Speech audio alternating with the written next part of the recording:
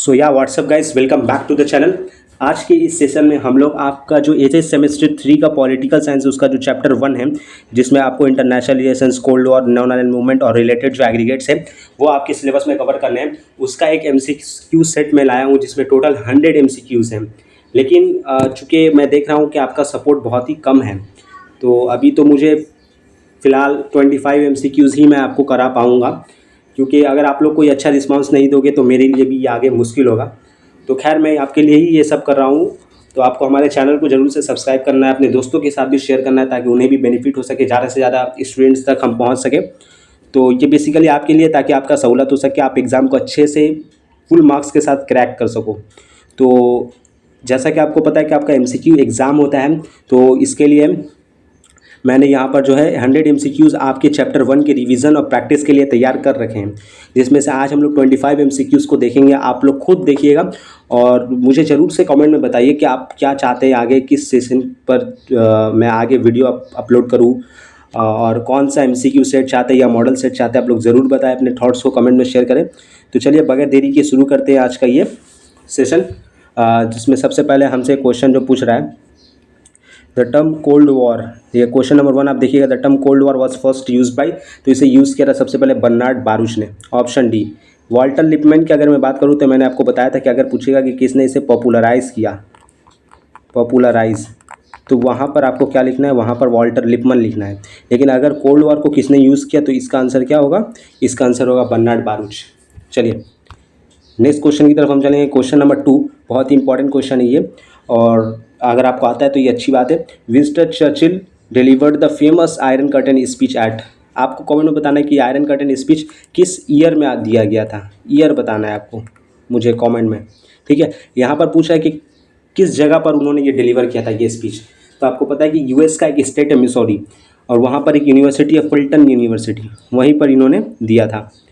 चलिए, तो आपको क्वेश्चन को मुझसे पहले आंसर देने का कोशिश करना है। आप वीडियो को स्टॉप कीजिए, ऑप्शंस पढ़िए, अपना आंसर दीजिए, फिर मेरा आंसर देखिए कि आपका आंसर मैच हो रहा है, तब आपको समझ में आएगा आप कितना प्रिपेयर हो।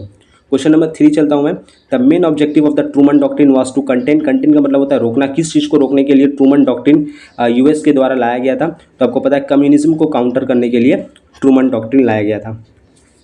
चलिए क्वेश्चन नंबर 4 की तरफ हम चलते हैं। The Marshall plan was officially known as, Marshall plan को ऑफिशियली किस नाम से जाना जाता है, तो याद रखिए यूरोपियन रिकवरी प्रोग्राम के नाम से जाना जाता है।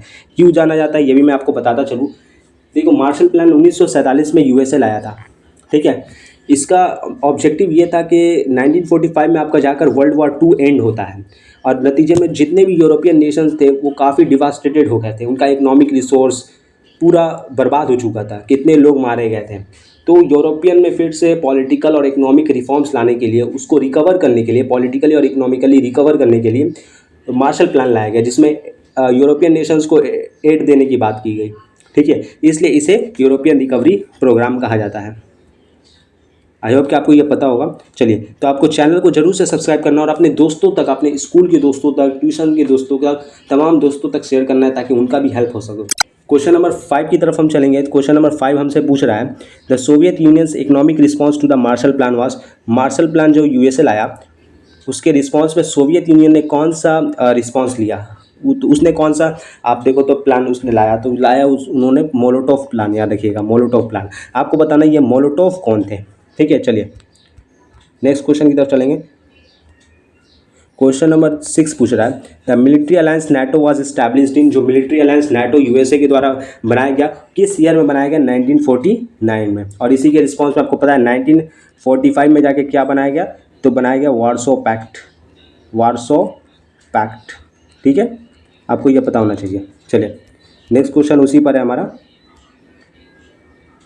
देखिए, the Warsaw pact was created in response to the entry of which country into NATO. यहाँ पर लेकिन क्वेश्चन पूछा है कि किस कंट्री के नाटो में आने की वजह कर वार्सो पैक्ट को बनाया गया। देखो 1949 में नाटो बन गया था, लेकिन उसी वक्त वार्सो पैक्ट नहीं बना, वो जाकर बना 1955 में। क्यों? क्योंकि वेस्ट जर्मनी उस वक्त ज्वाइन कर रहा था किसको, नाटो को। इसलिए ईस्ट जर्मनी जो कि यूएसएसआर से सपोर्ट हासिल कर रहा था, उसके लिए यहाँ पर क्या जल्दी से वार्सो पैक्ट क्रिएट किया गया ताकि ईस्ट जर्मनी को का सपोर्ट हासिल कर सके सोवियत यूनियन। चलिए तो ये कोल्ड वॉर का पीरियड का पूरा ये जो है कोल्ड वॉर एक बहुत ही आपको उसमें बहुत सारे प्लान्स, बहुत सारे आप देखो तो डॉक्ट्रिन्स वगैरह पढ़ने पड़ेंगे, ठीक है, बहुत सारे आर्टिकल्स वगैरह भी, जैसे अभी आगे चल के हम लोग एक्स आर्टिकल की बात करेंगे। तो ये सब बहुत इंपॉर्टेंट एमसीक्यू के लिहाज से आपके लिए बहुत इंपॉर्टेंट बन सकता है, क्योंकि क्वेश्चन कहीं से भी पूछ सकता है। और मैंने टोटल 100 एमसीक्यू प्रिपेयर कर रखे हैं आपके लिए। अगर आपका सपोर्ट अच्छा रहा तो मैं ज़रूर करवाऊंगा। चलिए, द क्वेश्चन नंबर 8 पूछा है, the 1945 conference where the division of Germany was finalised wise. 1945 में एक कॉन्फ्रेंस हुआ था जिसमें क्या किया गया था कि जो जर्मनी का जो बाउंड्री है, जर्मनी को जो है ईस्ट जर्मनी और वेस्ट जर्मनी में बांटा गया था। ठीक है, यहाँ पर मैंने वेस्ट जर्मनी और ईस्ट जर्मनी में बांटा गया था, ठीक है, दोनों तरफ। तो आपको बताना है कि कौन सा कॉन्फ्रेंस में ये डिसीजन लिया गया। तो डिसीजन लिया गया पोट्सडेम कॉन्फ्रेंस में, 1945 में हुआ था, याद रखिएगा। उसके बाद चलेंगे क्वेश्चन नंबर 9 की तरफ। Who authored the x article, अभी जैसे मैंने बात की, outlining the policy of containment. Containment का मतलब क्या होता है यहाँ पर, कि जो कम्युनिज्म का जो स्प्रेड हो रहा है उसको रोका जाए। तो उस पर किसने एक आर्टिकल लिखा एक्स आर्टिकल के नाम से, तो जॉस कैनन ने लिखा। ये बहुत ही इंपॉर्टेंट क्वेश्चन है, आपको याद रखना है। चलिए, क्वेश्चन नंबर 10 आपसे पूछा है, कॉमिनफॉर्म यानी जिसका फुल फॉर्म होता है communist information bureau was created in 1947 to. याद रखिएगा, इसे सोवियत यूनियन ने क्रिएट किया था। क्यों क्रिएट किया था, ताकि वो जो कम्युनिस्ट जो और नेशंस हैं उनका सपोर्ट हासिल कर सके, उन्हें कोऑर्डिनेट कर सके एक साथ। देखिए यहाँ पे लिखा है coordinate communities communist parties, option A will be the correct answer. चलिए, उसके बाद क्वेश्चन नंबर 11 की तरफ हम चलेंगे। क्वेश्चन नंबर 11 हमसे पूछा है, the first major Cold War crisis the Berlin blockade. बहुत ही इंपॉर्टेंट ये इवेंट है, कोल्ड वॉर से रिलेटेड। बर्लिन ब्लॉकेड हो गया, कोरियन वार हो गया, क्यूबन मिसाइल क्राइसिस हो गया, और भी बहुत सारे टर्म्स हैं। अगर आप चाहते हैं कि मैं उन इवेंट्स का एक सेशन लाऊं जिसमें मैं समझाऊं, तो आप जरूर से कमेंट करिएगा। आप कमेंट करिए कि आप क्या चाहते हैं, ठीक है। चलिए, तो यहाँ पर पूछ रहा है कि कोल्ड वॉर क्राइसिस के दौरान जो बर्लिन ब्लॉकेड हुआ था वो कब शुरू हुआ था। तो 1948 में शुरू हुआ था, याद रखना है, और 1961 में जाकर इसे जो है वापस ब्लॉकेड को हटाया गया। तो यहाँ पर चलिए, उसके बाद आपको क्वेश्चन नंबर 12 देखना है। क्वेश्चन नंबर 12 पूछ रहा है, check point Charlie was the best on crossing point between. देखिए, ये भी एक बहुत इंपॉर्टेंट क्वेश्चन है। मैं बोल रहा हूँ कि आप एमसीक्यू कहीं से भी पूछ सकता है, कोल्ड वॉर बहुत बड़ा चैप्टर है, ठीक है, तो आपको अच्छे से प्रिपेयर करना होगा। तो चेक पॉइंट चार्ली जो है वो किन आप देखो तो रीजन का क्रॉसिंग पॉइंट है, यानी एक तरीके से बाउंड्री है। तो आपको याद रखना है ईस्ट एंड वेस्ट बर्लिन। और ये बर्लिन किसका कैपिटल था, याद रखना है, जर्मनी का, अभी भी कैपिटल है। चलिए, क्वेश्चन नंबर 13 पूछा, देखिए कोरियन वार, आगे एक और इवेंट इंपॉर्टेंट है कोल्ड वार से related. Result in the division of peninsula. तो कोरियन वार के नतीजे में नॉर्थ कोरिया और साउथ कोरिया, ये जो आज हम दो कंट्री देखते हैं, नॉर्थ कोरिया और साउथ कोरिया, ये पहले एक ही कंट्री थे, ठीक है, जिसको कोरिया कहा जाता था। लेकिन यहाँ पर कोरियन वार के चलते जो है ये कंट्री का डिवीज़न हुआ। ये कंट्री एक दूसरे से मतलब दो हिस्सों में बढ़ गए, 38 डिग्री पर, 38 पैरेलल जिसे हम कहते हैं, वही पूछ रहा है यहाँ पर। चलिए, इसके बाद हम लोग चलते हैं क्वेश्चन नंबर 14 की तरफ। क्वेश्चन नंबर 14 पूछ रहा है, the most dangerous confrontation of the cold war was the 1962 में जो है मोस्ट डेंजरस कॉन्फ्रंट। देखो, मैंने बताया कि कोल्ड वॉर के बहुत सारे इवेंट हुए, जैसे आपको देखना पड़ता है, Cuban missile crisis, Swiss crisis, Berlin crisis, Vietnam war, Korean war, और भी बहुत सारे इवेंट हुए। तो इसमें से 1962 ईयर दे दिया आपको, उसमें पूछ रहा कौन सा हुआ। तो ये बेसिकली आपको फैक्ट वाला क्वेश्चन है, 1962 में क्यूबन मिसाइल क्राइसिस हुआ, ठीक है। चलिए, उसके बाद आगे चलते हैं हम लोग क्वेश्चन नंबर 15 की तरफ। क्वेश्चन नंबर 15 पूछ रहा है, the direct hotline between the Kremlin and the white house was established after. तो याद रखिएगा, ये क्यूबन मिसाइल क्राइसिस के बाद जो है ये हॉटलाइन हमें देखनी। हॉटलाइन बेसिकली क्या था, एक आप देखो तो लाइन ऑफ कम्युनिकेशन था, लाइन ऑफ कम्युनिकेशन जो कि एस्टैब्लिश किया गया, लाइन ऑफ कम्युनिकेशन था। चलिए, इसके बाद हम लोग चलते हैं क्वेश्चन नंबर 16 की तरफ। क्वेश्चन नंबर 16 हमसे पूछा है, the first summit of the non align movement was held in 1961 at. पहला समिट जो नॉन अलाइन मूवमेंट का हुआ वो कहाँ पर हुआ, तो वो हुआ बेलग्राड, बेलग्राड यूगोस्लाविया में हुआ था।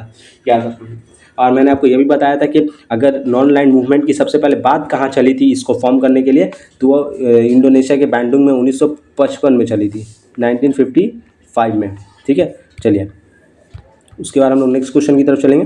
क्वेश्चन नंबर 17 पूछ रहा है, the 1955 conference that led the foundation for NAM was, अभी मैंने बताया गया, वो बैंडुंग कॉन्फ्रेंस था, कहाँ पर, इंडोनेशिया में।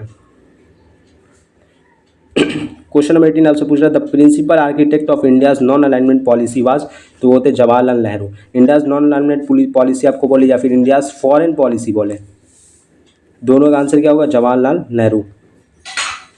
उसके बाद हम लोग चलते हैं क्वेश्चन नंबर 19 की तरफ। The 5 principles of peaceful coexistence are called, तो इसे हम लोग क्या कहते हैं? पंचशील, जो कि 1954 में साइन हुआ था बिटवीन जवाहरलाल नेहरू एंड जावेनलाई। चलिए क्वेश्चन नंबर 20 की तरफ हम चलेंगे। क्वेश्चन नंबर 20 पूछा है द सॉल्ट वन 1972 में, सॉल्ट का फुल फॉर्म क्या होता है? Strategic arms limitation talks agreement was sign between, तो उस वक्त निक्सन और ब्रेजनेव थे यूएसएसआर की तरफ से और निक्सन थे उस वक्त यूएसए के। तो option number D will be the correct answer, इनके दरमियान ये ट्रीटी साइन की गई थी। क्वेश्चन नंबर 21 पूछ रहा है bipolarity refers to a global system dominate by, bipolarity bi का मतलब होता है दो, यानी 2 सुपर पावर्स। ठीक है, चलिए क्वेश्चन नंबर 22 आपसे पूछ रहा है the Soviet leader who deployed missiles in Cuba in 1962 was, वो सोवियत लीडर का नाम बताइए जो कि क्यूबन मिसाइल क्राइसिस के दौरान जो है क्यूबा में उन्होंने मिसाइल डिप्लॉय किया था। तो वो थे निकिता क्रुश्चेव, याद रखना है, बहुत इंपॉर्टेंट रोल है इनका। चलिए उसके बाद हम लोग चलते हैं क्वेश्चन नंबर 23 की तरफ। क्वेश्चन नंबर 23 पूछा है the U2 spy plane shot down over the USSR 1962 was piloted by, U2 spy plane जो कि किसने रसिया की तरफ देखा गया, उसे किसने चलाया था? कौन उसे पायलट कर रहा था? तो वो थे फ्रांसिस ग्रे पावर्स। देखिए MCQ कहीं से भी पूछ सकता है, आपको पता होना चाहिए। उसके बाद क्वेश्चन नंबर 24 पूछ रहा है the new look policy of massive retaliation was associated with, जो न्यू लुक पॉलिसी थी वो यूएसए की किसने लाई थी? तो उन्होंने लाया था D.D. आइजनहावर ने, ड्वाइट डी आइजनहावर। चलिए जिसे हम लोग आइजनहावर डॉक्ट्रिन भी कहते हैं, याद रखिएगा। क्वेश्चन 25 आज के सेशन का लास्ट क्वेश्चन है, हालांकि और भी क्वेश्चन है जैसे कि मैं आपको दिखा दे रहा हूँ कि और भी क्वेश्चन है। देखिए आप पूरा यहाँ पर 100 क्वेश्चन है, ठीक है ना। तो ये डिपेंड करता है आपके रिस्पांस पर, आप कितना सपोर्ट करते हो ताकि मैं आगे करवा सकूँ। तो क्वेश्चन नंबर 25 पूछा था Warsaw pact was formally dissolved in 1991 में with the disintegration of USSR, Warsaw pact 2 was dissolved, Warsaw pact भी उस वक्त डिसॉल्व हो गया। तो ये था क्वेश्चन नंबर 25 आज के सेशन का लास्ट क्वेश्चन। ये क्वेश्चन नंबर 26, 27, 28 ये सब देख लीजिए। अगर आपको समझ में आया तो इसका आंसर जरूर कमेंट में दीजिएगा और इसे अपने दोस्तों के साथ जरूर शेयर करिएगा। मिलते हूँ मैं आपसे नेक्स्ट वीडियो में। Till then thank you.